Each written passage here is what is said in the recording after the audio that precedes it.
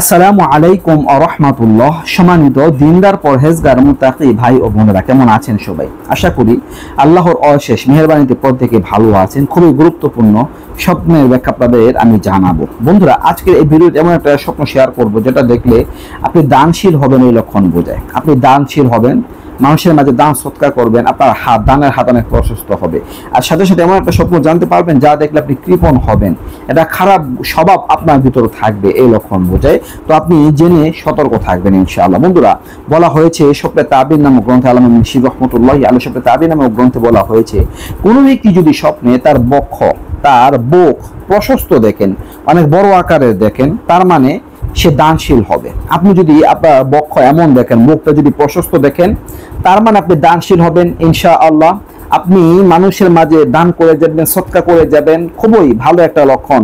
এটা চরম পর্যায়ের একটা গুণ, দানশীলতা। এটা আল্লাহ তাআলার গুণ, দানশীলতা নবী রাসূলগণের গুণ। বন্ধুরা, এই গুণটা আপনি যদি অর্জন করতে পারেন তাহলে দুনিয়া ও আখিরাতে সফলকাম হওয়া যাবে। বন্ধুরা, এই বিপরীতে যদি কোনো ব্যক্তি স্বপ্নে তার বুক সংকীর্ণ দেখেন, ছোট দেখেন, এটা ভালো নয়। এমন স্বপ্ন কৃপণতা বোঝায়। মানে স্বপ্নদ্রষ্টার ভিতর কৃপণতার খারাপ গুণ আছে, বদ অভ্যাস আছে। কৃপণতা হচ্ছে এটা শয়তানের গুণ, ইবলিসের গুণ। এর থেকে আমাদের বেঁচে থাকতে হবে। আপনি যদি আপনার বুক সংকীর্ণ দেখেন, তাহলে আপনার ভিতর কৃপণতা যদি থাকে, আপনি সেটাকে পরিহার করবেন। আপনি আপনার হাতকে প্রশস্ত করার চেষ্টা করবেন, কারণ দান করলে মূলত সম্পদ কমে না। যদিও আপনার চোখে স্বাভাবিক মনে হয় কমে যাচ্ছে, আসলে কিন্তু কমে না। আল্লাহ তাআলা উল্টো আরো বরকত বাড়িয়ে দেন। আল্লাহ তাআলা সম্পদের মধ্যে আরো বৃদ্ধি দান করেন ইনশাআল্লাহ। বন্ধুরা, আরেকটা গুরুত্বপূর্ণ স্বপ্ন, কোনো ব্যক্তি যদি তার বক্ষ পাথরে পরিণত হতে দেখেন, তার মানে সে পাষাণ হৃদয়ের অধিকারী হবে। আপনি যদি এমন স্বপ্ন দেখেন, তার মানে আপনি পাষাণ হৃদয়ের অধিকারী হবেন।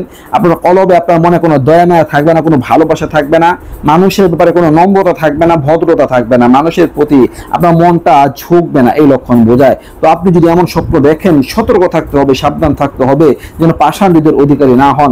মানুষের প্রতি দয়া মায়া করতে হবে, কারণ হাদিসের মধ্যে বলা হয়েছে, লা ইয়ারহামুল্লাহু মান লা ইয়ারহামুন নাস, যে মানুষের প্রতি দয়া করে না তার প্রতি আল্লাহ তাআলাও দয়া করে না। তাহলে খেয়াল করে দেখুন আপনি এই ভুলের মধ্যে আছেন কিনা। তো বন্ধুরা, এই সংক্ষেপে আপনাদের সাথে শেয়ার করলাম স্বপ্ন ব্যাখ্যা নিয়ে আলোচনা। কেমন লাগলো ভিডিওটা অবশ্যই কমেন্ট করে লিখে জানাবেন।